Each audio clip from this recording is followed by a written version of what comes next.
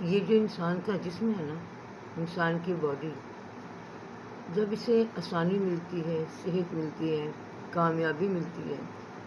تو یہ بڑا اللہ کا شکر ادا کرتی کہ یا اللہ تیرا شکر ہے، الحق شکر جی ہمیں بڑی آسانی ہے، اللہ بڑا مہربان ہے، یہ ہے۔ لیکن جب اسی باڈی کو کوئی تکلیف آ جائے، کوئی بیماری لگ جائے،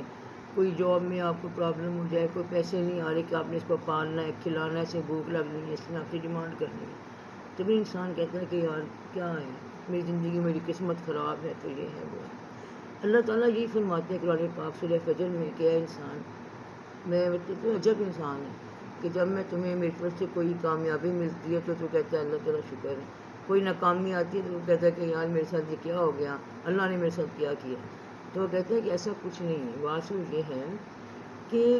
جو بھی تم لوگ کرتے ہو نا، یہ سب جو تمہارے ساتھ ہو رہا ہے یہ اللہ کی طرف سے ہی ہے۔ تم دونوں سائڈوں کو دیکھو، دونوں کو ہی قبول کرو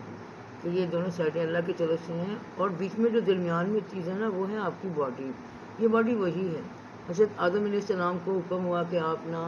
جنت میں جائیں اپنے جوڑے کے ساتھ، لیکن اس درخت کے قریب مت جائیے گا۔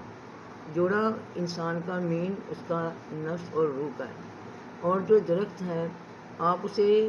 بی بی ہوا بھی سمجھ سکتے ہیں، جس سے آگے نسل بڑھتی ہے اور سارا پھر انسان آگے دنیا میں آئے۔ کہ اللہ نے کہا کہ ابھی تو تم اکیلے تو یہ سارے مسائل نہیں ہیں، آپ کو جنت میں سب ایزی ہے، یہ ہے، لیکن جب آگے بڑھیں گے تو پھر آپ کو یہ ہوگا کہ سارا پھر آپ میں ذمہ داریاں آپ کو پڑیں گی، آپ کو ڈیوٹیز آپ کی بڑھ جائیں گی۔ تو انسان کی جو باڈی ہے نا، سارا یہی چکر ہے، سارا اس کا دنیا میں اسی پہ ساری آزمائش ہے، اسی کا امتحان۔